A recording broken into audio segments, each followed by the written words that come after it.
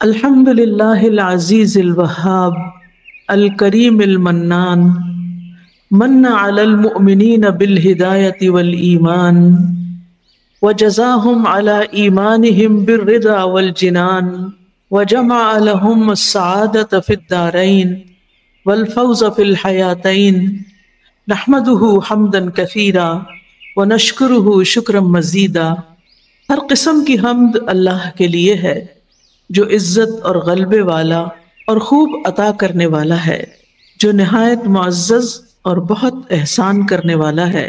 اس نے مومنوں پر احسان کیا کہ ان کو ایمان کی طرف ہدایت دی اور ان کے ایمان پر ان کو اپنی خوشنودی اور جنتوں کا بدلہ دیا، اور ان کے لیے دونوں جہانوں میں خوش نصیبی کو جمع کر دیا اور دونوں زندگیوں میں کامیابیوں کو جمع کر دیا۔ ہم اللہ تعالیٰ کی بہت زیادہ حمد کرتے ہیں اور اس کا مزید شکر ادا کرتے ہیں۔ معزز خواتین، میں اس بات پر اللہ تعالیٰ کا بہت شکر ادا کرتی ہوں کہ اللہ تعالیٰ نے ہمیں ایک بار پھر یہاں گوجرانوالہ کے شہر میں آپس میں ملایا ہے اور ہمیں یہ قیمتی لمحات دیے ہیں جس میں ہم اللہ سبحانہ و تعالیٰ کا ذکر کریں، اللہ تعالیٰ کے دین کے بارے میں سیکھیں اور اپنے عمل میں تبدیلی لائیں۔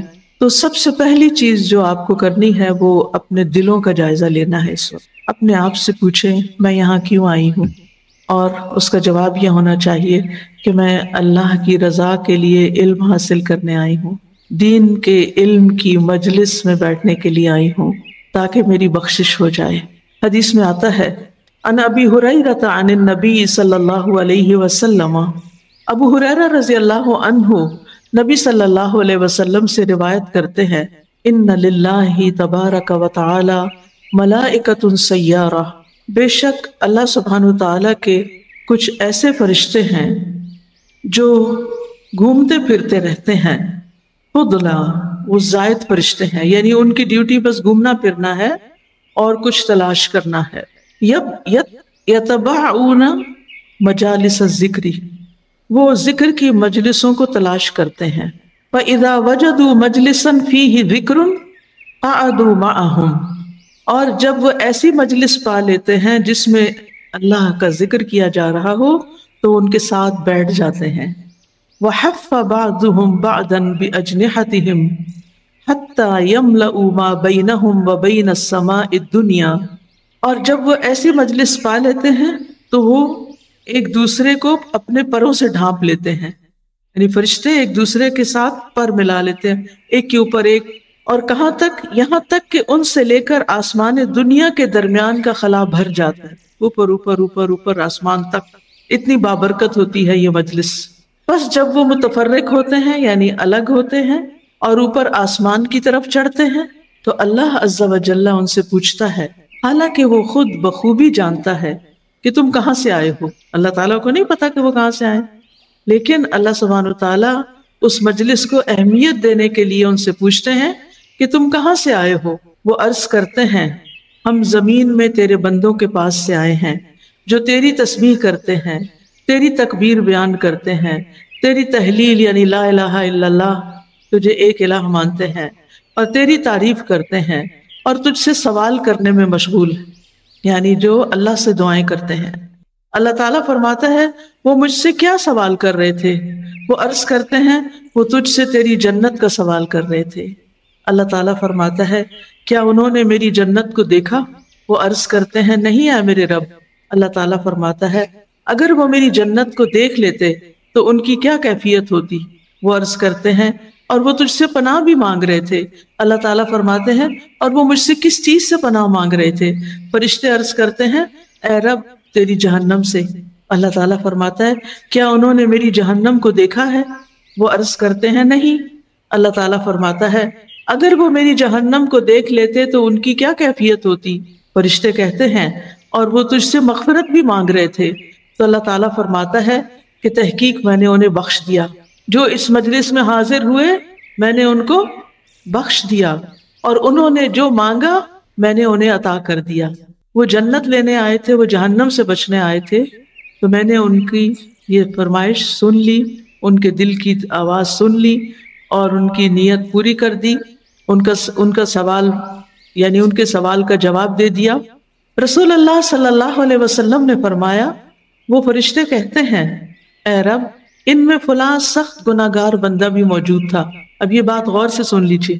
فرشتے کہتے ہیں کہ ان میں فلاں کسی کا نام لے کر وہ بڑا سخت گناہگار بندہ تھا، وہ بھی اس مجلس میں آیا ہوا تھا. وہ وہاں سے گزرتے ہوئے ان کے ساتھ بیٹھ گیا. اسے دیکھا یہاں عورتیں جا رہی ہیں تو چلو میں بھی جا کے بیٹھ جاتی ہوں. وہ میں نے سنا ہے وہ کوئی درس ہوتا ہے تو چلیں میں بھی جا کے درس سن لیتی ہوں. اس کی کوئی نیت نہیں تھی، اس کا کوئی ارادہ نہیں تھا اس مجلس میں آنے کا.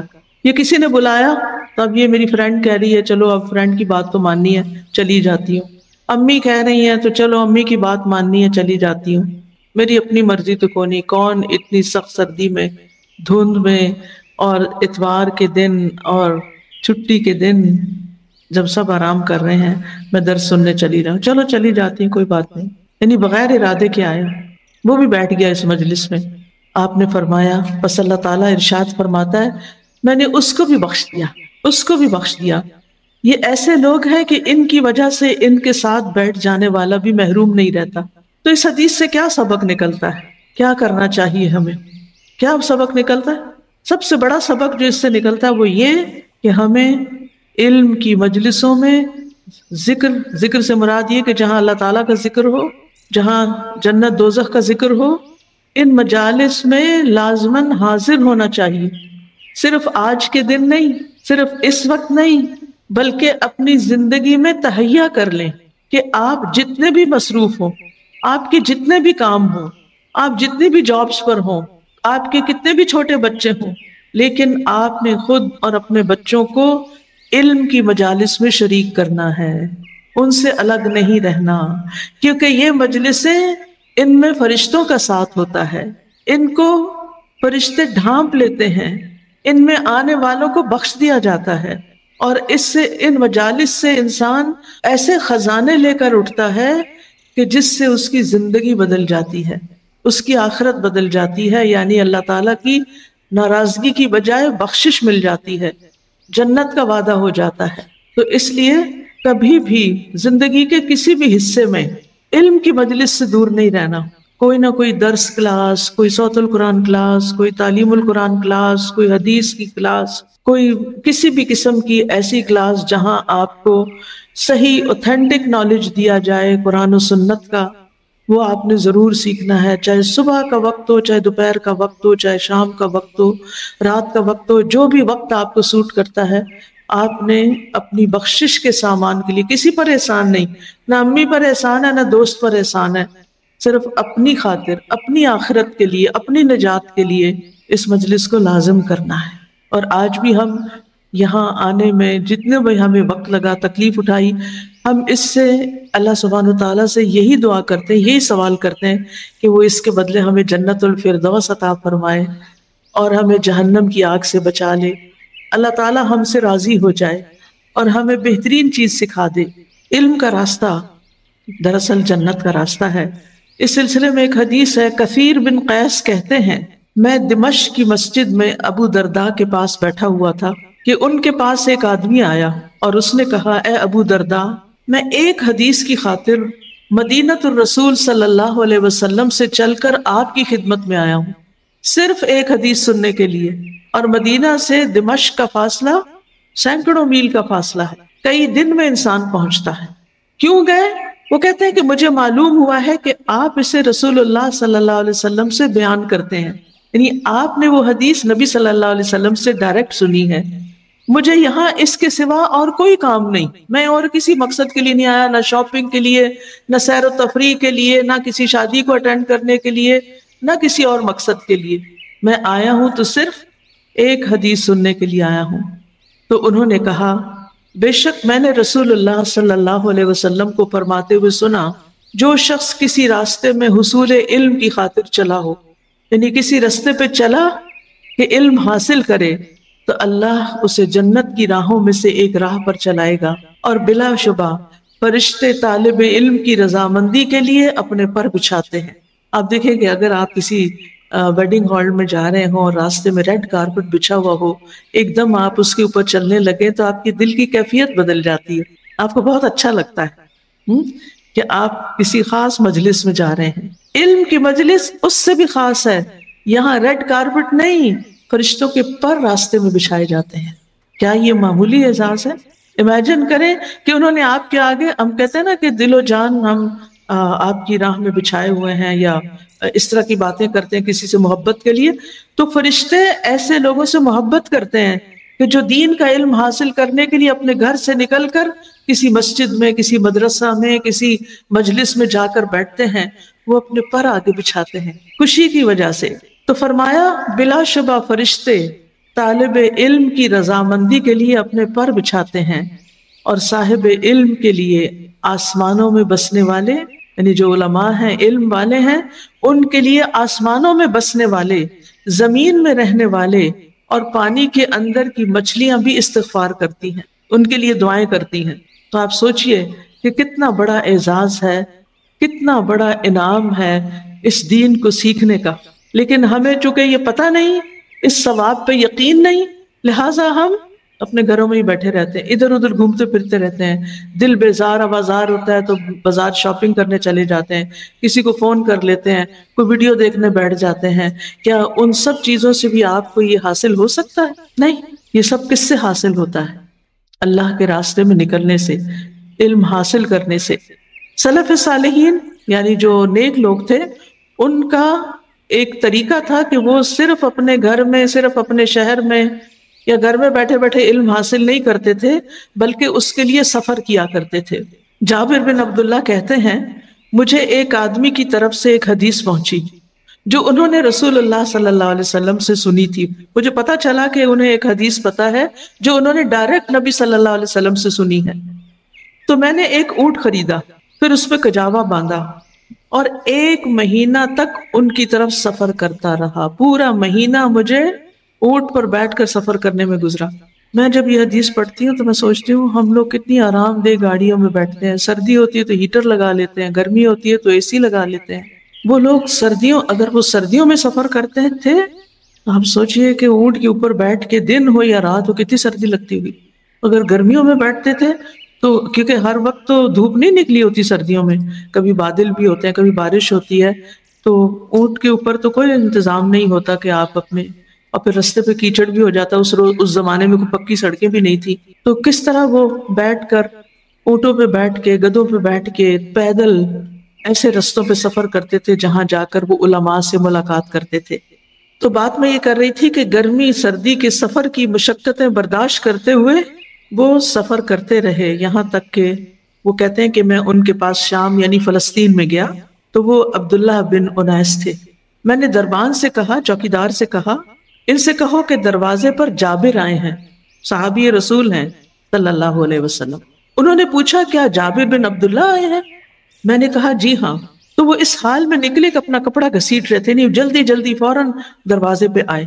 انہوں نے مجھے گلے لگایا، میں نے ان کو گلے لگایا، تو میں نے ان سے کہا ایک حدیث ہے جو مجھے آپ کی طرف سے پہنچی ہے قصاص کے بارے میں، وہ حدیث آپ نے رسول اللہ صلی اللہ علیہ وسلم سے سنی ہے، تو مجھے خطرہ ہوا کہ یا آپ فوت ہو جائیں گے یا میں اس حدیث کو سننے سے پہلے فوت ہو جاؤں گا، اس لیے میں آیا ہوں تاکہ میں کنفرم کر لوں اور آپ سے ڈائریکٹ سن لوں۔ تو اس حدیث سے کیا پتہ چلتا ہے کہ طویل سفر، طویل مشقتیں صرف ایک حدیث کو سننے کے لیے تاکہ صحیح بات پتہ چل سکے۔ صحابہ کے اندر اتنی صداقت اور اتنی امانت تھی کہ انہوں نے کیا کیا، صرف حدیثیں ایسے ادھر ادھر سے سنی سنائی نہیں لے لی، وہ کوئی پوسٹ آ گئی فیبریکیٹڈ اس کو آگے فارورڈ کر دیا، وہ یہ کام نہیں کرتے تھے۔ وہ اگر حدیث سنتے تھے تو پھر اس کو مزید اس کے بارے میں تحقیق بھی کرتے تھے، اور صاف ستھرا سچا علم انہوں نے جمع کیا۔ اللہ نے انہیں اپنے نبی کا ساتھی بنایا، انہوں نے نبی صلی اللہ علیہ وسلم سے سیکھا اور پھر اس میں اتنی محنت کی کہ آج ہم تک یہ سب کچھ پہنچا کہ ہم اپنی زندگیوں کو سنوار سکیں، ہم اپنی آخرت کو سنوار سکیں۔ لیکن ہم اتنے کاہل اور سست ہو گئے کہ ہم دنیا میں پڑ گئے۔ ایک ایک شادی کے لیے ہم لاکھوں کروڑوں خرچ کر دیتے ہیں، کپڑے بنانے کے لیے، جیولری بنانے کے لیے، کمرے سجانے کے لیے، ویڈنگ ہال کے اوپر سپینڈ کرنے کے لیے، بے شمار مہمان بلانے کے لیے، لیکن علم کے لیے ہم کیا خرچ کر رہے ہیں؟ آج آپ دیکھیں ہمارے مدارس کا حال کیا ہے۔ بلڈنگز بننا شروع ہوتی ہیں، وہ ختم ہونے کا نام نہیں لیتی، کیونکہ سارا پیسہ تو جا رہا ہے صرف امت مسلمہ کا عیش و عشرت میں، عیاشی میں۔ دنیا بنانے میں، دنیا کے پیچھے دوڑنے میں۔ مسجدیں خالی ہیں، مدرسے خالی ہیں، لوگوں کے پاس نہ شوق ہے، نہ دلچسپی ہے، نہ ان کو قربانی کا ان کے اندر کوئی جذبہ ہے، گھروں سے نہیں نکلتے، چھوٹی چھوٹی باتوں کو بہانہ بنا کے مجبوریاں بتاتے ہیں۔ کیا یہ سوچتے ہیں کہ ہمیشہ یہیں رہ جائیں گے؟ ایسا تو نہیں، جانا تو واپس اللہ ہی کی طرف ہے۔ تو واپس جا کر کیا منہ دکھائیں گے کہ وہ علم جو صحابہ کرام نے اتنی محنت سے اور نبی صلی اللہ علیہ وسلم نے اتنی تکلیف اٹھا کر ہم تک پہنچایا، یعنی بیان کیا، اور وہ امت کے کئی علماء نے اپنی ذمہ داری لے کے اس کو ہم تک پہنچایا، ہم اس کو سننے کے بھی روادار نہیں، اس کو سیکھنے کے بھی روادار نہیں، تو ہمارا کیا بنے گا؟ ہم اللہ کو کیا جواب دیں گے کہ ہمارا مال کہاں جا رہا تھا، ہماری صلاحیتیں کہاں لگ رہی تھی، اور امت جاہل تھی۔ اب باہر نکل کے دیکھیں، لوگوں کو وضو کا نہیں پتا، طہارت کا نہیں پتا، حلال حرام کا نہیں پتا، جائز ناجائز کا نہیں پتا۔ اور کچھ لوگ، آج میں ابھی آ رہی تھی تو راستے میں ایک سوزوکی والا ہی سمجھے جا رہا تھا جو آس پاس سے ننگی تھی، تو ایک آدمی آگے سے چلا رہا تھا، اور یعنی اسکوٹر کے اوپر، وہ موٹر سائیکل کے اوپر، اور ایک بچہ اتنا پریشان حال بیٹھا ہوا تھا پیچھے، مجھے لگ رہا تھا کہ شاید وہ اس کا باپ چلا رہا ہے اور اس کو کام پہ لے جا رہا ہے۔ تو اتنے میرا دل پسیج گیا، اور دل میں اتنا رحم آیا، اتنے چھوٹے سے بچے کے چہرے پر کوئی خوشی نہیں، کوئی امید نہیں، کوئی ہوپ نہیں، ایک پریشانی کے عالم میں۔ پتہ نہیں اس نے ناشتہ بھی کیا ہے کہ نہیں۔ اور یہ ایک مثال نہیں، بے شمار مثالیں ہیں۔ کتنے ہی بچے ایسے ہیں، ہمارے ایک ملک میں 2.5 کروڑ بچے ایسے ہیں جن کو سکول میسر نہیں، جن کے لیے تعلیم کا کوئی انتظام نہیں۔ ایسے بچے جب جہالت کے ساتھ بڑے ہوں گے، جن کو نہ دین کی تعلیم دی جائے گی، نہ دنیا کی تعلیم دی جائے گی، تو پھر بڑے ہو کر وہ کیا کریں گے؟ وہ کون سا کاروبار کریں گے؟ وہ کون سی؟ ہم اپنے بچوں کے لیے تو دعائیں بھی کرتے ہیں، اور اپنے بچوں کے لیے تو دن رات کنسرنڈ ہوتے ہیں، اور ان کے مستقبل کی فکر کرتے رہتے ہیں، لیکن یہ کس کے بچے ہیں؟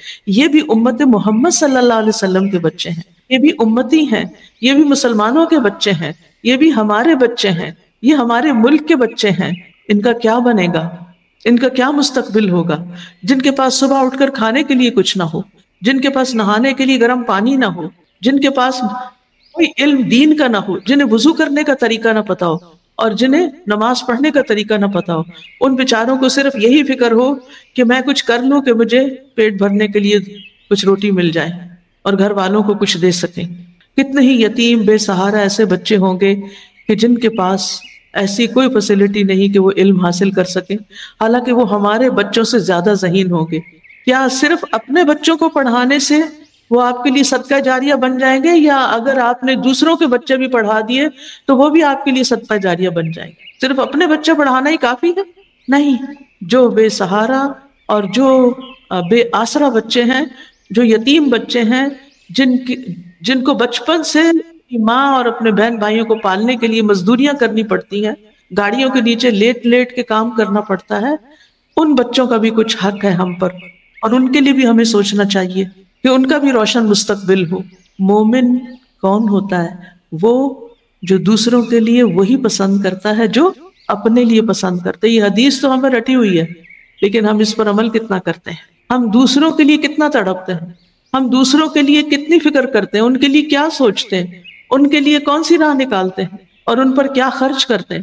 یعنی ٹھیک ہے اگر ہمارے پاس علم ہے اور ہم علم دے رہے ہیں تو کافی نہیں، مال اور جان دونوں سے اللہ کے راستے میں جہاد کرنا چاہیے۔ اگر مال ہے تو مال دیں، وقت ہے تو وقت دیں، علم ہے تو علم دیں۔ آپ کسی کوئی انفلوئنس کر سکتے ہیں تو وہ کریں، لیکن دوسروں کے لیے بھی سوچیں۔ کم از کم اس ہال میں بیٹھی خواتین یہ تو کر سکتی ہیں نا کہ جو بچے ان کی گلی محلے کے ہیں، جو بچے ان کے سرونٹ کوارٹر میں رہتے ہیں، ان کی پڑھائی کا تو انتظام کر سکتی ہیں، ان کو اسکولوں میں داخل کرا دیں، ان کی فیس کا انتظام کر لیں۔ اگر اسکول میں نہیں داخل کرا سکتے اور آپ پڑھی لکھی ہیں تو آپ ان کو بھی پڑھا دیں۔ بہت کچھ ہو سکتا ہے اگر آپ کچھ کرنا چاہیں۔ ہو سکتا ہے ہماری یہی کوشش ہمارے لیے نجات کی راہ بن جائے۔ تو بات یہ ہے کہ ہمیں علم سیکھنا بھی ہے اور سکھانا بھی ہے۔ سعید بن مسیب فرماتے ہیں، میں ایک حدیث کو حاصل کرنے کے لیے کئی دن اور راتیں سفر میں گزارتا تھا، کئی دن اور کئی راتیں سفر کرتا تھا۔ ہم ہو سکتا ہے 1 گھنٹے کے فاصلے سے آئے ہوں، 2 گھنٹے کے فاصلے سے آئے ہوں، آدھے گھنٹے کے فاصلے سے آئے ہوں۔ ہم میں سے کئی لوگوں نے کہا اوہ فلاں حال اتنا دور ہے میرے گھر سے، کیسے جاؤں گی، کیا کروں گی، اتنی دیر لگے گی جانے میں، کوئی اور حال لیتے. یعنی ہم کسی وقت شکر گزار نہیں ہوتے. اور اگر ہم اپنے اسلاف کی کوششوں کو دیکھیں تو وہ ان چیزوں کے پیچھے پریشان نہیں ہوتے تھے. ان کی فکر، ان کا ہم و غم کیا تھا کہ وہ کچھ ایسی چیز سیکھ لیں جس سے ان کی بھی نجات ہو جائے اور دوسروں کی بھی، اور اپنی آخرت بچ جائے. اسی طرح ایک اور روایت سے پتہ چلتا ہے کہ ابو قلابہ ہیں، وہ کہتے ہیں کہ میں مدینہ منورہ میں 3 دن تک رہا. میری کوئی ایسی حاجت نہیں تھی جسے میں نے پورا نہ کر لیا ہو، سوائے ایک آدمی کی ملاقات کے جس کے بارے میں لوگ توقع رکھتے تھے کہ وہ حدیث مبارکہ روایت کرتے ہیں. میں مدینہ میں ہی قیام پذیر رہا یہاں تک کہ وہ صاحب آئے، میں نے حدیث سنی اور پھر میں وہاں سے رخصت ہوئی. صرف اس نیت سے وہاں پر قیام کیا. پھر اسی طرح امام شعبی کے بارے میں آتا ہے کہ ایک مرتبہ انہوں نے کوفہ سے مکہ تک، کوفہ اور مکہ یعنی عراق سے حجاز تک صرف 3 حدیثیں سننے کے لیے سفر کیا.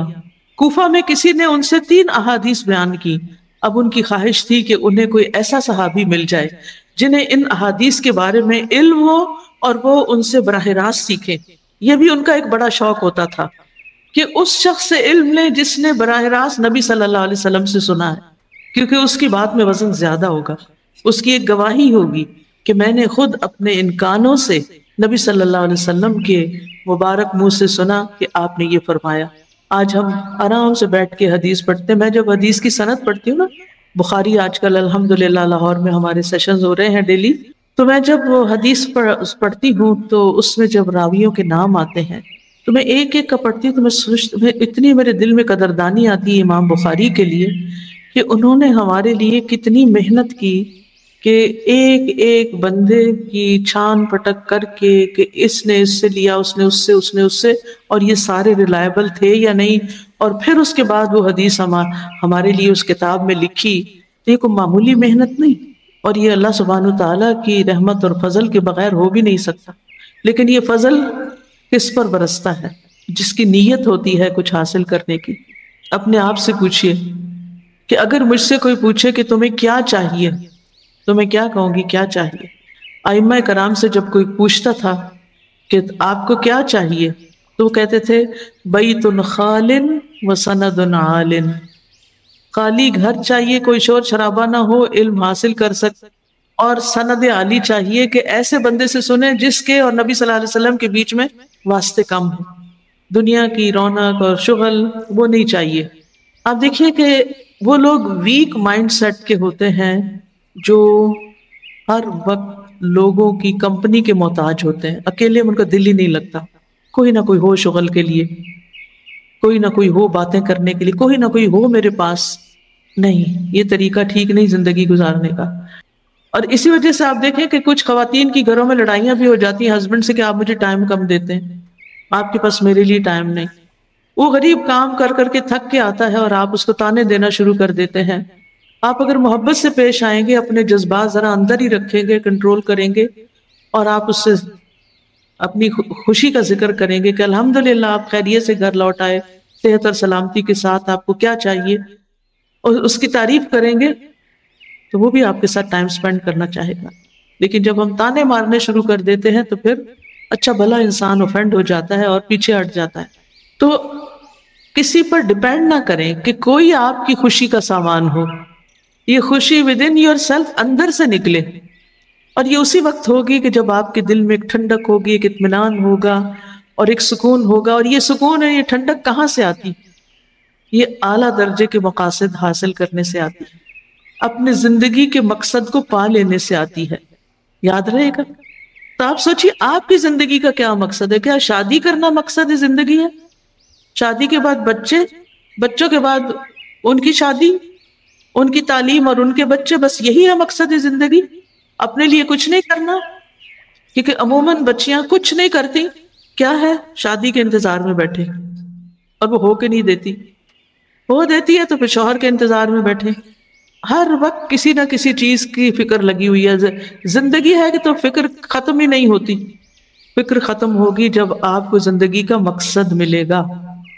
کیونکہ اللہ تعالیٰ نے انسان کو بہت سی صلاحیتوں کے ساتھ بھیجا ہے، صرف دل اور جذبات اور خواہشات کے ساتھ نہیں بھیجا، لیکن ہم باقی سارا کچھ پیچھے چھوڑ دیتے ہیں، اپنی ذہانت، قابلیت، پوٹینشل، جو بھی اللہ نے ہمارے اندر کچھ کرنے کا رکھا ہے، اور سارا کچھ صرف عورتوں کا جذبات میں سمٹ آتا ہے۔ چھوٹی سی چیز مل جائے خوش ہو گئے، چھوٹی سی چیز نہیں ملی ناراض ہو گئے، کسی سے ناراضگی پالی ہوئی ہے اور کسی کے پیچھے لگے ہوئے اور وہ ہمارے ہاتھ نہیں آتا۔ ایک یہ کوئی زندگی ہے کہ آپ دوسروں کے انتظار میں زندگی گزار دیں؟ اپنے لیے خود زندگی کا مقصد تلاش کریں، آپ اپنی صلاحیتوں کا جائزہ لیں کہ میرے اندر اللہ نے کیا صلاحیتیں رکھی ہیں، اور جو اللہ نے آپ کے اندر رکھا ہے نا اس کا امتحان ہوگا، یہ بھی یاد رکھیں، آپ کی صلاحیتوں کا امتحان ہوگا، کیونکہ امتحان بس ان کا نہیں جن کے اندر کوئی صلاحیت نہیں، مثلا مجنون، پاگل لوگ، جو ایسے لوگ جن کی عقل سمجھ کم ہے، نیم پاگل، ان کا امتحان کوئی نہیں، لیکن ہر عقل مند، عقل رکھنے والے، سوچ سمجھ رکھنے والے، صحت مند انسان جس کو اللہ نے بہت سی صلاحیتیں دی ہیں، اس کا امتحان بھی بہت ہے۔ جس کے پاس مال زیادہ ہے اس کا امتحان بڑا ہے، جس کے پاس علم زیادہ ہے اس کا امتحان بڑا ہے۔ یہ نہیں کہ آپ بڑی بڑی ڈگریاں لے لیں اور پھر آرام سے بیٹھ جائیں اور کچھ کام نہ کریں، آپ قرآن پڑھ لیں، ایک کے بعد ایک کورس کر لیں اور پھر اس کے بعد کسی کو فائدہ ہی نہ پہنچائیں، وہ تو آپ کو خود بھی بھول جائے گا۔ تو اللہ نے ہمیں کیوں پیدا کیا؟ الذی خلق الموت والحیات لیبلوکم ایکم احسن عملا، وہ ذات جس نے موت اور زندگی کو پیدا کیا تاکہ تمہیں آزمائے کہ تم میں سے کون اچھے عمل کرتا ہے، کون اچھے عمل کرتا ہے۔ اور اچھے عمل کرنے کے لیے ضروری ہے کہ آپ اپنی صلاحیتوں کو استعمال کرتے ہوئے ایکسیلنس کے لیول پر ہر کام کریں، جس چیز کی اللہ نے آپ کو طاقت دی ہے، جو کام آپ اچھی طرح کر سکتے ہیں، جس کا آپ کے پاس علم ہے، اس کو خوب بہترین طریقے سے کریں۔ اور بہترین طریقے سے بہترین کام کیا ہوتا ہے؟ جو نمبر ایک اللہ کے لیے کیا جائے، لوگوں سے بے نیاز ہو کے۔ ورنہ وہ یاد ہے کہانی جو باپ، بیٹا اور گدھا، یاد ہے؟ اکثر لوگوں نے سنی ہوگی کہ جب وہ تینوں نکلے تو باپ جو تھا وہ گدھے پہ بیٹھ گیا اور بیٹا ساتھ پیدل چل رہا تھا، کہ دو تو بیٹھ نہیں سکتے تھے، تو لوگوں نے باتیں بنائی کہ یہ کیسا باپ ہے، بچے معصوم بچے کو چلا رہا ہے اور خود گدھے پہ بیٹھا ہوا ہے۔ تو اس نے وہ لوگوں کی باتیں سن کے اتر گیا اور بیٹے کے اوپر بٹھا دیا اور پھر چل پڑے۔ تو آگے جا کے لوگوں نے کہا یہ کتنا ناخلف بیٹا ہے کہ خود تو گدھے پہ بیٹھا ہوا اور باپ کو نیچے چلا رہا۔ تو انہوں نے کہا اب دونوں ہی نہیں بیٹھتے، وہ پھر چلے، پھر چل پڑے۔ آگے جا کر کتنے بے وقوف لوگ ہیں، گدھا خالی جا رہا ہے اور دونوں پیدل چل رہے ہیں۔ تو انہوں نے کہا اب کیا کریں، اب ایک آخری آپشن یہ ہے کہ گدھے کو ہم اپنے سر پہ اٹھا لیں۔ تو جو لوگ لوگوں سے بے نیاز ہو کے کام نہیں کرتے نا، لوگوں کی باتیں ایک کان سے سن کے بلکہ ایک سے بھی نہ سنی، لیکن ایسی باتیں سننے کے لائق ہی نہیں ہوتی، لوگوں کے تانے سننے کے لائق ہوتے ہیں۔ جو باتیں کرو بہت لڑ جھگڑ رہا، وہاں سے ہٹ جایا کریں کہ مجھے نہیں سننی یہ باتیں، اٹھ جایا کریں، اپنی جگہ بدل لیا کریں، لوگوں کو اتنی امپورٹنس نہ دیا کریں یا اپنے آپ کو اتنا ذلیل نہ کیا کریں کہ لوگوں کی باتیں سنتے رہیں۔ اور ذلیل اس طرح بھی ہوتا ہے انسان کے پھر ان کا جواب دینا شروع کر دے اور اپنے منہ سے غلط باتیں نکالے، یہ بھی نہیں کرنا۔ تو کرنا کیا ہے؟ زندگی کا مقصد متعین کرنا ہے، اور جو بھی کام ہم نے کرنا ہے نمبر ایک اللہ کی رضا کے لیے کرنا ہے، لوگوں کی باتوں کی کوئی پرواہ نہیں کرنی، ہر وقت یہ سوچنا ہے کہ میرے اس کام سے اللہ راضی ہے کہ نہیں، یہ کام بذات خود ٹھیک ہے یا نہیں، اور نمبر دو اس کا طریقہ ٹھیک ہونا چاہیے، اور وہ طریقہ سنت کے مطابق ہونا چاہیے۔ جو کام سنت کے مطابق ہوگا، قرآن و سنت کے مطابق ہوگا، وہی کام خوبصورت ترین ہوگا۔ یعنی حرام کام نہیں کرنا، ناجائز کام نہیں کرنا، کسی کا حق نہیں مارنا، اور اسی طرح کی بہت ساری اس کام کے بارے میں آپ نے علم حاصل کرنا، کیونکہ ہو سکتا ہے کہ ایک کام آپ کے لیے دنیا کے لحاظ سے بڑا فائدہ مند ہو، کہ آپ ملاوٹ کر کر کے گھی بیچ رہے ہیں اور ایکسٹرا پیسے کما رہے ہیں، یا پیٹرول میں آپ ملاوٹ کر کے بیچ رہے ہیں اور امیر بنتے چلے جا رہے ہیں، لیکن اللہ کے ہاں تو پکڑ ہوگی نا، وہاں تو پوچھا جائے گا نا۔ تو آپ کا عمل احسن عمل تو نہ ہوا، آپ کی کمائی حلال کی کمائی تو نہ ہوئی۔ تو جو کرنا ہے اچھے سے کرنا ہے۔ آپ دیکھیے آج بھی جو لوگ دنیا کی بھی کوئی چیز بناتے ہیں، اس کی کوالٹی اچھی رکھتے ہیں، وہ ان کا بکتا ہے یا نہیں بکتا؟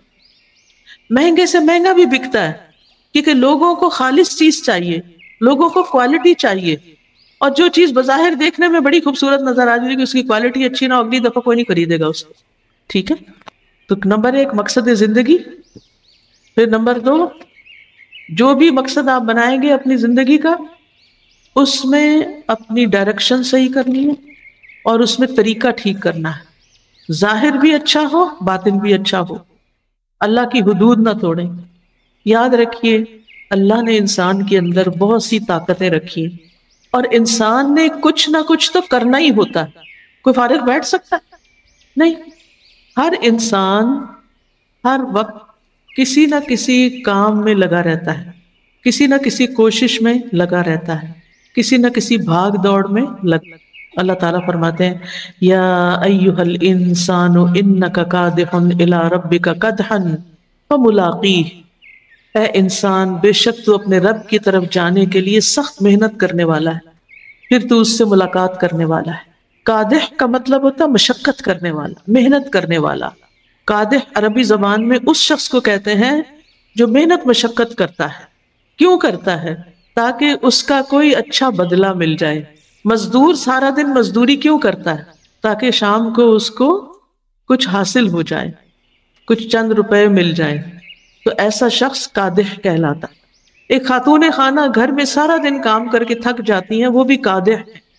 فطرتاً انسان کے اندر مشقت رکھی گئی ہے، وہ کام کر کے خوش ہوتا ہے، وہ کام کرنا چاہتا ہے.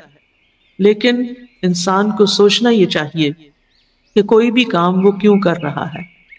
یا تو اسے کسی چیز کا خوف ہوتا ہے جس سے بچنے کے لیے وہ کچھ کرتا ہے کہ کام نہیں کروں گا تو کھاؤں گا کہاں سے، یا کسی چیز کا شوق اور لالچ ہوتا ہے جس کے لیے وہ محنت کرتا ہے کہ ڈگری تبھی ملے گی جب محنت کروں گا. یہی 2 بڑے موٹیوز ہوتے ہیں کام کرنے کے. یا خوف ہمیں کام کرواتا ہے یا پھر لالچ. یہ 2 ہی باتیں ہو سکتی ہیں، یا خوف یا امید. انسان کے اندر اللہ نے 2 باتیں رکھی ہیں. آپ نے کبھی کسی کو دوڑتے ہوئے دیکھا؟ جب کوئی دوڑ رہا ہو، ویسے سڑک پہ کوئی دوڑ رہا ہو، تو آپ سوچتے ہیں کہ کیوں دوڑ رہا ہے. تھوڑی دیر میں آپ دیکھتے ہیں کہ پیچھے اس کے کوئی لگا ہوا ہے، تو وہ اس سے بچنے کے لیے دوڑ رہا ہے، خوف ہے اس کو. کبھی کوئی کتا گلی میں دیکھ کے آپ دوڑے؟ چوہا دیکھ کے دوڑے؟ ہماری خواتین تو کاکروچ بھی دیکھ لے تو دوڑ پڑتی ہیں، چھپکلی سے دوڑ پڑتی ہیں. تو ایک دوڑ یہ ہوتی ہے کہ جس میں انسان کسی چیز سے ڈرتا ہے. اور دوسرا یہ کہ آپ دیکھتے ہیں کہ وہ ایک ٹرک جا رہا ہے جس میں گنے لٹک رہے ہیں، اور کچھ بچے وہ کیوں دوڑ رہے ہوتے ہیں؟ گنے کھینچنے کے لیے، حرام کے جو ان کے ہیں بھی نہیں، اور اس کے لیے مشقت کر رہے ہیں، بھاگ رہے ہیں، دوڑ رہے ہیں. تو ہر انسان زندگی میں یا تو کسی چیز سے بچنے کے لیے دوڑتا ہے یا پھر کسی چیز کے شوق میں. مومن کی دوڑ کس چیز سے بچنے کے لیے ہونی چاہیے؟ جہنم سے بچنے کے لیے. اور کس چیز کے شوق میں ہونی چاہیے؟ جنت کے شوق میں ہونی چاہیے. تو فزیکلی بھاگتے ہوئے انسان کو تو آپ دیکھ کے کچھ نہ کچھ اندازہ کر لیتے ہیں، لیکن کچھ دوڑ جسم سے نہیں بھی ہوتی، ذہنی دوڑ ہوتی ہے، آرزوؤں اور تمناؤں کی دوڑ ہوتی ہے. تو دوڑ میں محنت لگتی ہے، چاہے آپ کی ذہنی محنت لگ رہی ہو یا پھر آپ کی جسمانی محنت لگ رہی ہو. تو ہر انسان کے لیے وہی ہوتا ہے جس کے لیے وہ کوشش کرتا ہے. وَأَلَّيْسَ لِلْإِنسَانِ إِلَّا مَا سَعَىٰ وَأَنَّ سَعْيَهُ سَوْفَ يُرَىٰ ثُمَّ يُجْزَاهُ الْجَزَاءَ الْأَوْفَىٰ. اور یہ کہ انسان کے لیے وہی کچھ ہے جس کی اس نے کوشش کی، اور یہ کہ اس کی کوشش جلد ہی دیکھی جائے گی. کہاں دیکھی جائے گی اس کی کوشش؟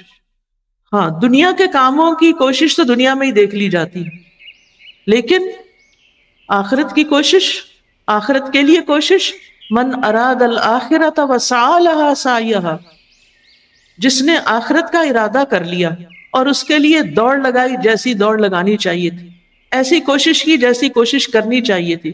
فَأُولَٰئِکَ کَانَ سَعْیُهُم مَّشْکُورًا، ایسے لوگوں کی کوششوں کی قدر کی جائے گی.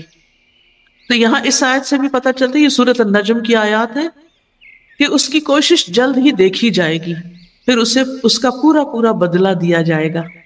آپ دنیا میں جو کچھ بھی کر رہے ہیں اس میں سے ہر چیز کا آپ کو بدلہ ملنے والا ہے. اچھی کوشش ہے تو بدلہ اچھا ہوگا، جواب نہیں آتا؟ اچھی کوشش کا بدلہ بھی اچھا ہوگا، اور اگر کوشش غلط ڈائریکشن پہ ہوگی تو بدلہ برا ہوگا۔ اچھی کوشش کون سی ہے، اب آپ نے یہ سمجھنا ہے اچھی کوشش کون سی ہے، سوچیں۔ اور آپ جو کچھ آج کل کوشش کر رہی ہیں جس بھی کام میں، اس کے لیے سوچیں کہ کیا وہ آپ کے لیے اچھی ہے یا نہیں ہے۔ اگر کسی بھی کوشش اور محنت کا تعلق اللہ کی ذات کے ساتھ ہے، اللہ کے لیے ہے، تو وہ کوشش اچھی ہے۔ اور اگر آپ کی کوششیں صرف دنیا کے گرد گھومتی ہیں، دنیا کے فائدوں کے لیے، تو وہ کوششیں آخرت میں فائدہ نہیں دیں گی۔ ہر انسان نے دنیا میں کچھ ٹارگٹس فکس کیے ہوئے ہوتے ہیں جن کے لیے وہ محنت کر رہا ہوتا ہے، یا کچھ خطرات سے بچنے کے لیے محنت کر رہا ہوتا ہے۔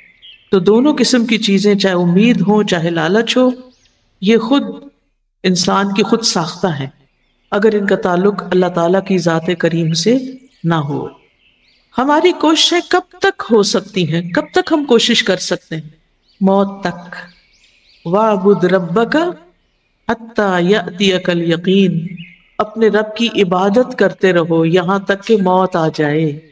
موت اس محنت کو روک دے گی، یعنی انسان چاہے یا نہ چاہے، جو بھی کام ہم کر رہے ہیں کرتے چلے جائیں، بھاگتے دوڑتے چلے جائیں، ایک وقت آئے گا کہ آگے رستہ بند ہوگا، بند گلی مل جائے گی، واپسی کا بھی کوئی رستہ نہیں ہوگا۔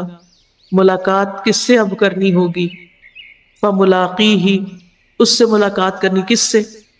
اللہ سبحانہ وتعالیٰ سے۔ موت آ جائے گی یا قیامت آ جائے گی، محنت رک جائے گی، کوششیں ختم ہو جائیں گی، مہلت ختم ہو جائے گی، اب اللہ سے ملاقات کا وقت ہے۔ کیا اس پہ یقین ہے کہ اللہ سے ملاقات کرنی ہے یقین؟ پکا یقین؟ اچھا ذرا امیجن کریں کہ اس وقت آپ اللہ کے سامنے کھڑی، سوچیں آپ کے ہاتھ میں کیا ہے، کون سی نیکیاں ہیں، ہے کوئی چیز جس کو آپ دکھا سکے کہ اللہ میں نے صرف آپ کے لیے کیا ہے، یہ کسی اور کا اس میں کوئی حصہ نہیں ہے؟ ہمارے ایسے عمل، ہم تو ذرا سی نیکی کر لیں تو ہمیں یہ ہوتا ہے کہ کسی کو پتہ چل جائے ہم نے نیکی کی، میرے پیرنٹس خوش ہو جائیں، میرے شوہر خوش ہو جائیں، میری سہیلیاں خوش ہو جائیں، لوگ دنیا، اب تو یہ اس سے بھی باہر نکل گئے ہیں، فیس بک پہ ڈالوں گی تاکہ ساری دنیا کو پتہ چلے۔ ایک تو مجھے اس بات کی سمجھ نہیں آتی کہ لوگ جو کھاتے ہیں وہ بھی تصویر ڈال دیتے ہیں، جو پہنتے ہیں اس کی بھی تصویر ڈال دیتے ہیں، کہیں جاتے ہیں وہاں کی بھی تصویر، کس لیے؟ کیوں؟ کبھی سوچا ہوا ہے یہ تصویریں کیوں شیئر کر رہے ہیں؟ تاکہ لوگ ہمیں لائک کریں۔ پھر کیا ہوگا؟ انہوں نے لائک کر لیا، آپ کے 1 ملین فالوورز بن گئے، پھر کیا ہوا؟ یوٹیوب نے آپ کو کچھ پیسے دے دیے، وہ حلال کے ہیں یا حرام کے یہ تو ایک الگ بات ہے۔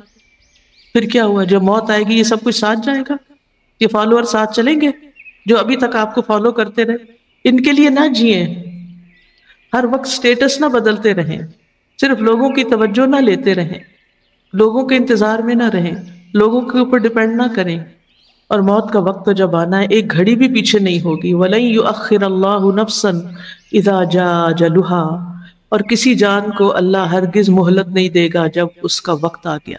کھڑے کھڑے انسان جا سکتا ہے، تو انسان کا حال کیا ہے؟ انسان محنت کرتا ہے، ہنگامے کرتا ہے، لیکن پھر موت اس کو آ کے لٹا دیتی ہے، پھر اس کو اٹھا کے قبر میں پہنچا دیا جاتا ہے۔ یہ ہے اس کا انجام۔ دنیا کے لیے دوڑنے کا اب قبر میں کیا فائدہ ملے گا؟ ملے گا کچھ بھی نہیں۔ دنیا میں انسان ہر وقت اس دوڑ میں، یہ حاصل کر لوں وہ حاصل کر لوں، یہ مل جائے وہ مل جائے، اور اسی میں ساری انرجی، ساری فکر، ساری ہر چیز اسی میں لگی ہوئی ہے۔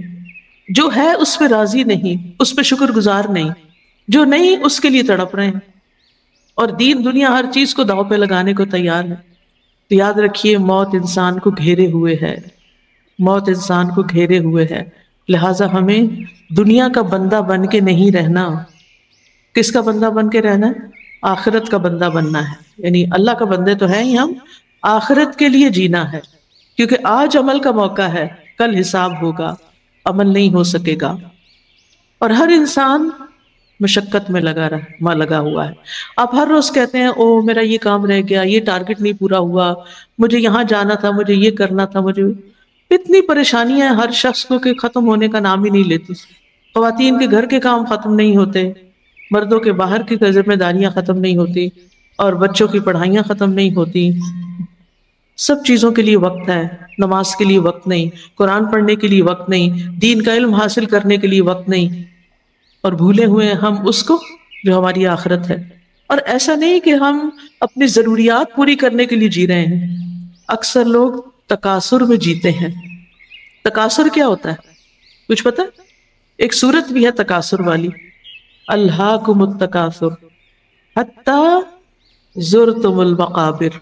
تمہیں تکاثر، مال کی کثرت کی طلب نے غفلت میں ڈالے رکھا یہاں تک کہ تم قبروں میں جا پہنچے.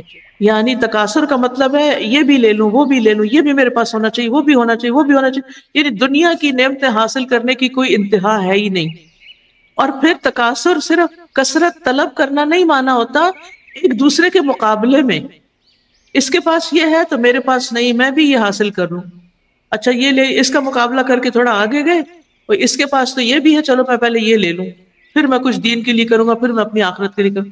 حتی زرتم المقابر، یہاں تک کہ موت کا وقت آ گیا، قبر میں جانے کا وقت آ گیا، اور کثرت کی طلب اور دوسروں کی مقابلہ بازی ختم ہی نہیں ہوئی تھی.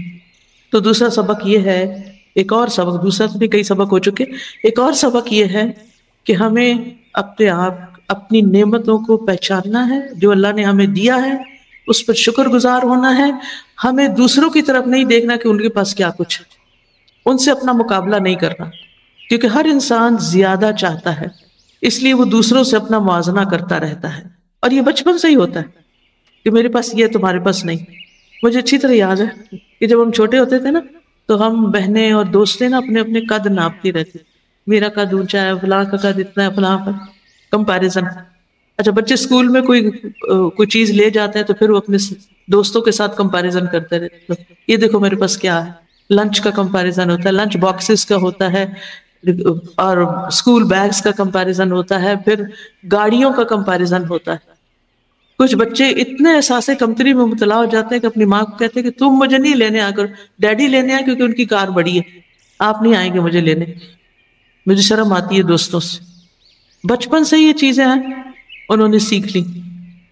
لیکن جنت کی طرف آگے بڑھنے کے لیے کتنے بچوں کو شوق ہے اور کتنے بڑوں کو شوق ہے. جب بڑوں کو ہی شوق نہیں، گھر میں جنت کی باتیں ہی نہیں ہوتی، جہنم کی بات ہی نہیں ہوتی، تو بچے کہاں سے سیکھیں گے؟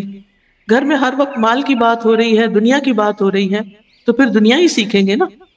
میرا مال میرا مال، اسی کی تکرار ہوتی ہے انسان کے اندر. مطرف اپنے والد سے روایت کرتے ہیں کہ میں نبی صلی اللہ علیہ وسلم کی خدمت میں آیا، آپ سورۃ التکاثر پڑھ رہے تھے. آپ نے فرمایا ابن آدم کہتا ہے میرا مال میرا مال. اے ابن آدم تیرا کیا مال ہے؟ تیرا مال تو صرف وہی ہے جو تو نے کھا لیا اور ختم کر لیا، جو تو نے پہن لیا اور پرانا کر لیا، اور جو تو نے صدقہ کر کے آگے بھیج دیا، وہ ہے تیرا مال. آگے جمع کراتے جاؤ، لیکن اس کے لیے دل کہاں سے لائیں؟ ہمارے پاس ایکسٹرا ہوتا بھی ہے، وہ ہم اپنے بینک میں رکھتے ہیں، وہ ہم اپنے لاکرز میں رکھتے ہیں، وہ ہم آخرت بینک میں نہیں رکھتے. ٹھیک ہے دنیا کی بھی ضروریات ہے، کیا آخرت کی کوئی ضرورت نہیں ہے؟ صرف دنیا ہی کی ضروریات ہے؟ کیوں آخر ہم نے اس کو گھر بنا لیا اور اس کو بھول گئے؟ خسارے میں ہے وہ انسان جو آخرت کو اپنا گھر نہیں سمجھتا. اصل زندگی کل شروع ہونے والی ہے جو موت کے بعد کی زندگی ہوگی.